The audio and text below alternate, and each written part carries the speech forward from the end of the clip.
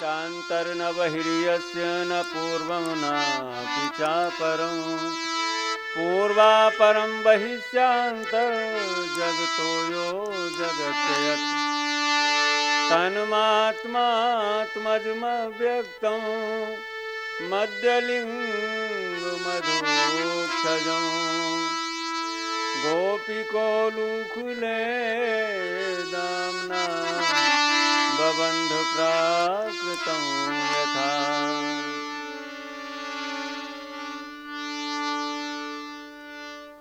आज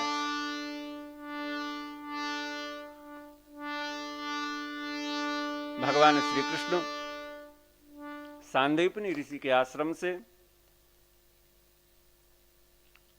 समस्त विद्याओं का अध्ययन करने के उपरांत 6 महीने बाद मथुरा में वापस आए। आज मां देवकी के मन में एक उत्कंठा उत्पन्न हुई। सुखदेव जी महाराज निवेदन करते हैं, राजन, मां देवकी के मन में विचार आया, आज तक मैंने कभी अपने पुत्र को अपनी गोदी में लेकर के उसका लालन पालन नहीं किया।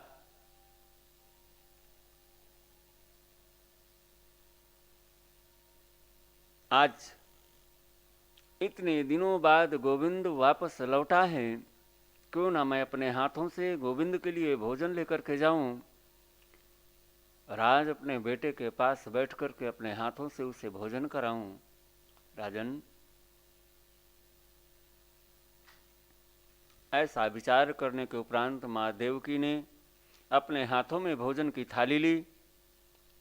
भोजन की उस थाली को लेकर के मां देवकी गोविंद के राजभवन में उपस्थित हुई। आज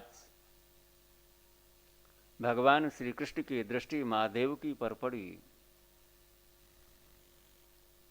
चेहरे पर वात्सल्य उमड़ रहा है, हाथों में भोजन की थाली, और आज जगत नियंता जगदीश्वर की आंखों से आंसू निकल पड़े। राजन, आज पहली बार मां देवकी ने भोजन कराने का विचार किया। थाली लेकर के भवन तक पहुंच भी गईं, लेकिन गोविंद के आंखों के आंसुओं को देख करके मां देवकी के हाथों से भोजन की थाली छूट गई। वापस दौड़ी मां देवकी। यशो बाबा वसुदेव के पास आई, रोते हुए निवेदन किया, आज पहली बार गोविंद को भोजन कराने के लिए गई थी। पता नहीं क्यों मुझे देखते ही आज कन्हैया की आंखों से आंसू छलक पड़े। मुझे तो ऐसा लगता है हम गोविंद को माता पिता का प्यार दे नहीं पा रहे। गोविंद मथुरा में प्रसन्न नहीं है। उसके दुखों का कारण क्या है, हमें यह भी तो पता नहीं। अपने मन की व्यथा, अपने मन की पीड़ा गोविंद हमसे कहता भी तो नहीं। बाबा वसुदेव ने मां देवकी को समझाया, देवी, हमने गोविंद का पालन पोषण किया नहीं, उसके स्वभाव के बारे में हमें ज्यादा कुछ ज्ञात नहीं, हमसे अपनी पीड़ा बताता नहीं। एक काम करो, मैं उद्धव के पास जाता हूं। उद्धव गोविंद का मित्र है, हो सकता है अपने मन की पीड़ा, अपने मन की वेदना उद्धव से कह सके। कन्हैया, आज वसुदेव जी ने उद्धव को भेजा गोविंद के पास, और उद्धव ने जाकर के देखा तो राजमहलों में खड़ा वो जगदीश्वर जगत नियंता आंखों से अश्रुधाराएं बहा रहा है। उद्धव के आश्चर्य का ठिकाना नहीं रहा। कन्हैया, तुम ब्रह्म हो, तुम रो रहे हो, तुम्हारी आंखों में आंसू। मैंने तो कल्पना तक नहीं की थी कि ब्रह्म भी कभी किसी के लिए रो सकता है। लेकिन मैं ये जानना चाहता हूं कि तुम्हारे रोने का कारण क्या है। उद्धव, तुम मेरे रोने का कारण जानने आए हो, मात्र जानते हो? मेरे रोने का मूल कारण क्या है?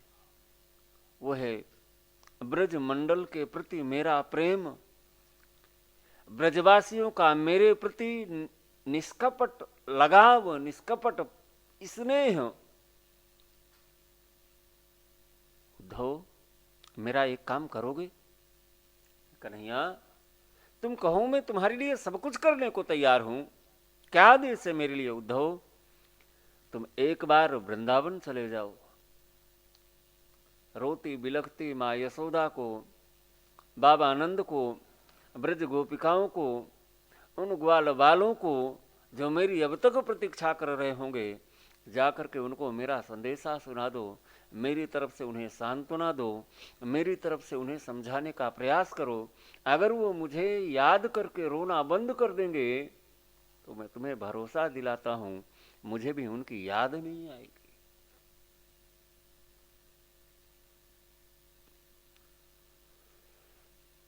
कन्हैया, तुम भी किसी को याद करके रो सकते हो, ये बात मेरी समझ में तो आती नहीं, लेकिन फिर भी अगर तुम कह रहे हो, तुम्हारे लिए मैं जाने को तैयार हूं। लेकिन कहां तो मैं देव गुरु बृहस्पति का शिष्य, वेद वेदांतों की भाषा बोलने वाला, और कहां वो ब्रजमंडल की गवार ग्वालिने, मूढ़ ग्वालबाल, बूढ़ी माँ यशोदा, बाबा आनंद, क्या मेरी भाषा, मेरी बातें वो समझ पाएंगी? गोविंद ने उद्धव का हाथ पकड़ा। उद्धव, मेरे लिए तुम एक बार वृंदावन जाओ, मेरी तरफ से उन्हें सरल सी भाषा में समझाने का प्रयास करना, और जब तुम मेरी तरफ से कहना प्रारंभ करोगे तो उन्हें सब कुछ समझ में आ जाएगा। इसलिए उद्धव, एक बार तुम जाओ अवश्य। सुखदेव जी महाराज निवेदन करते, राजन, उद्धव वृंदावन के लिए प्रस्थान करते हैं, और इधर जिस दिन से ग्वालबाल भगवान श्री कृष्ण का साथ छोड़ करके वापस वृंदावन के लिए आए, आज इन ग्वालबालों को गोविंद की वो बातें याद आ रही हैं। तुम वापस लौट करके वृंदावन जाओ, मैं तुमसे मिलने के लिए जरूर आऊंगा। ये ग्वालबाल आज भी मथुरा से वृंदावन जाने वाले उस रास्ते पर बैठ करके गोविंद की प्रतीक्षा करते हैं। गोविंद ने कहा था मैं आऊंगा, कभी ना कभी उसे हमारी याद आएगी, और जिस दिन उसे हमारी याद आई वो हमसे मिलने के लिए अवश्य आएगा। आज भी गोविंद की प्रतीक्षा में अपलक आंखें बिछाए रास्ते को निहार रहे हैं। दूर से आता हुआ उद्धव का रथ दिखाई पड़ा, सारे ग्वाल बाल दौड़े, आज गोविंद आ रहा है। एक छोटा सा ग्वाल रूठ करके बैठ गया, सारे ग्वाल बाल आगे दौड़ने लग गए। पीछे मुड़ करके एक ग्वाले ने देखा तो पीछे नन्हा सा ग्वाल बैठा है। जाकर के उससे पूछा, भाई इतने दिनों बाद गोविंद आ रहा है, क्या तुम्हारे मन में उससे मिलने की इच्छा नहीं? क्या तुम उसका दर्शन करना नहीं चाहते? इस नन्हे से ग्वाल ने कहा, आज इतने दिनों बाद गोविंद को, कन्हैया को मेरी याद आई है, इतने दिनों बाद वो हमसे मिलने आ रहा है, मैं उससे मिलने हरगिज नहीं जाऊंगा। जब वो मेरे पास आएगा, मेरा हाथ पकड़ करके मुझसे प्रार्थना करेगा, मुझे मनाएगा, तब मैं जाकर के कन्हैया से बात करूंगा। इससे पहले मैं उससे बात भी नहीं करना चाहता। सुखदेव जी महाराज निवेदन करते, राजन, सारे ग्वालबाल दौड़ पड़े गोविंद की तरफ। ये नन्हा सा ग्वाल दौड़ता हुआ सबसे आगे पहुंचा। ग्वालों ने कहा, तुम तो रूठ करके बैठे थे, फिर आगे कैसे आए? इस नन्हे से ग्वाल ने कहा, एक बार कन्हैया का दर्शन मिल जाए, एक बार गोविंद को देख लूं, एक बार उसके गले से लिपट करके अपने आंखों के आंसुओं को बहा दूं, इसके बाद रूठना मनाना तो चलता रहेगा। सारे ग्वाल बाल दौड़ते हुए उद्धव के रथ के चारों तरफ खड़े हो गए।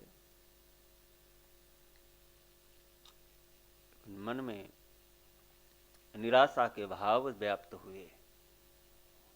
एक दूसरे को इशारा किया और सबने गर्दन हिला दी, इस रथ में हमारा कन्हैया नहीं हो सकता। अगर इस रथ में हमारा गोविंद होता तो हमारे पैरों की आवाज सुनकर के अब तक रथ में बैठा नहीं रह सकता था, कब का रथ से नीचे कूद पड़ा होता और अब तक तो हमारे गले में आकर के लिपट गया होता। कन्हैया नहीं हो सकता है।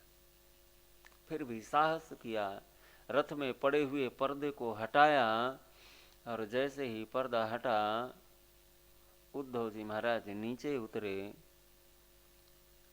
मुझे गोविंद ने भेजा है, मैं गोविंद का, कन्हैया का मित्र हूँ, मेरा नाम उद्धव है, मैं आप लोगों से मिलने आया हूँ, गोविंद की बातें आपसे कहने आया हूँ। ग्वाल बालों की आंखों में आंसू आ गए। कन्हैया, इतने दिन तक तुम्हें हमारी याद आई नहीं, और आज याद आई भी तो तुम खुद नहीं आए, किसी और को भेज दिया।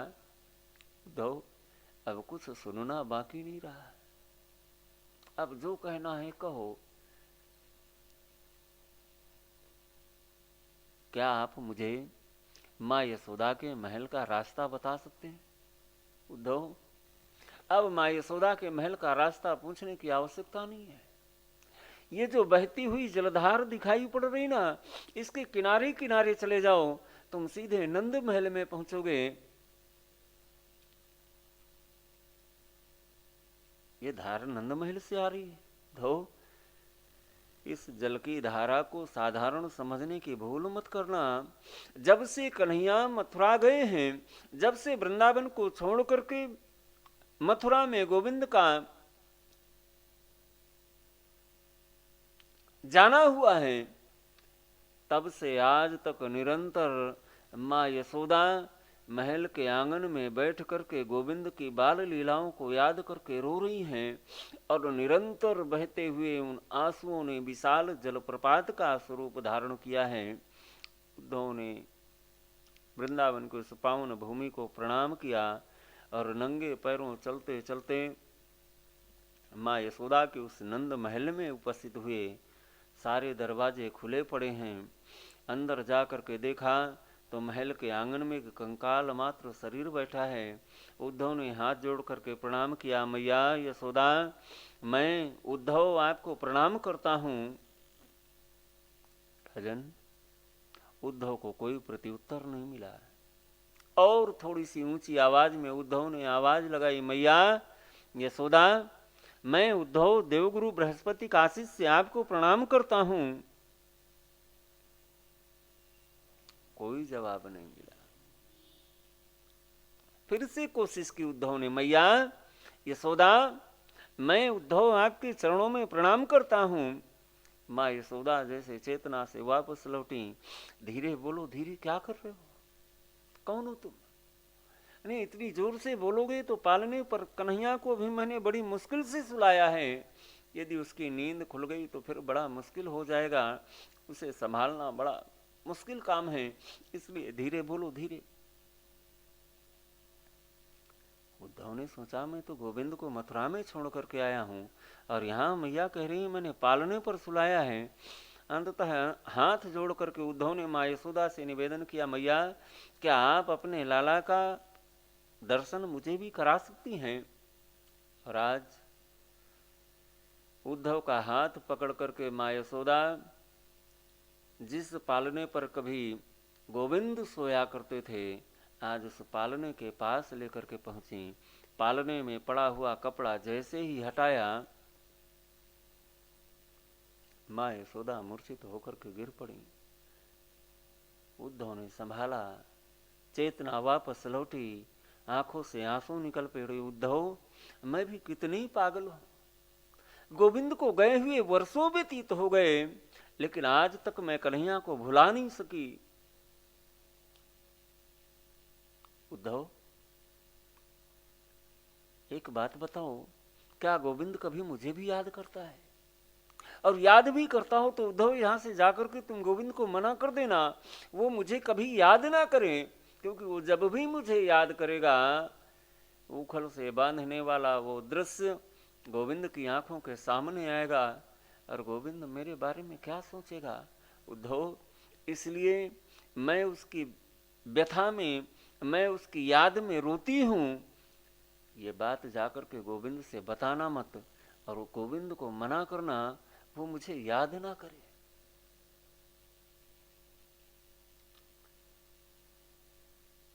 उद्धव ने मन में सोचा, मैं गोविंद के पास से चला था तो मैं ये सोच रहा था,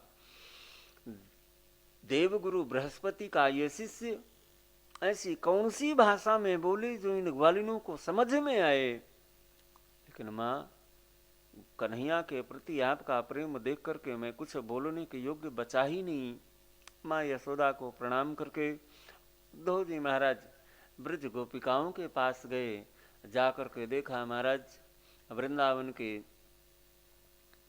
दिव्य पावन वटवृक्षों के नीचे, कदम्ब वृक्षों के नीचे समूह की समूह ब्रज गोपिकाएं बैठी हैं, आपस में वार्तालाप कर रही हैं।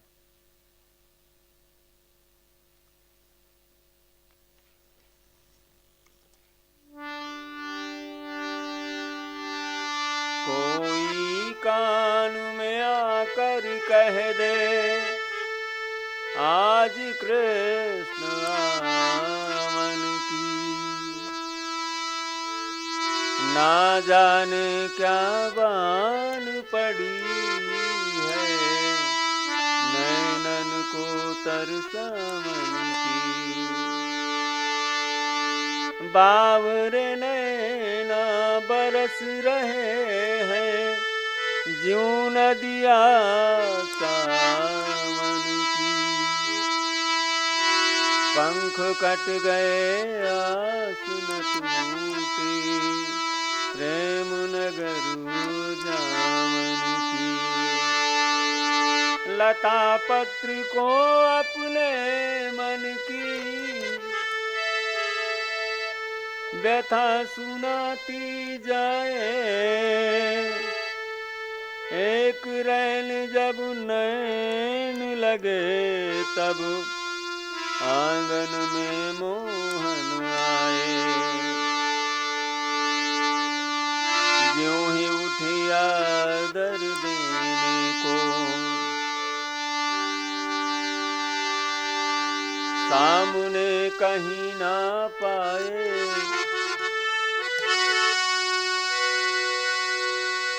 कोई गवा कर सो कर मोहन, कोई गवाए सो कर मोहन, मन जाग के श्याम गवाए।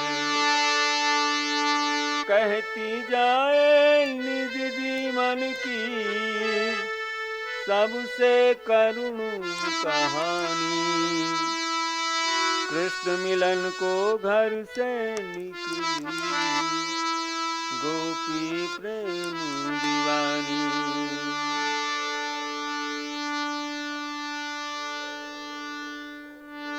एक गोपी ने कहा,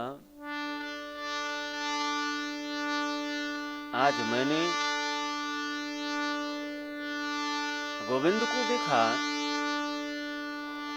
मेरे घर में आए, आंगन में बंधे हुए बछड़े को खोल करके जाने लग गए, और जैसे ही मैं उन्हें पकड़ने के लिए दौड़ी,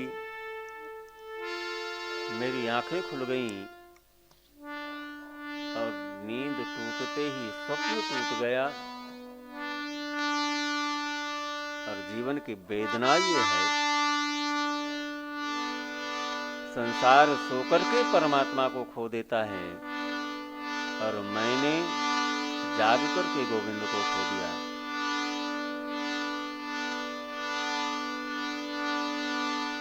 एक गोपी ने राधा जी से पूछा, देवी क्या आपको कभी गोविंद की याद नहीं आती?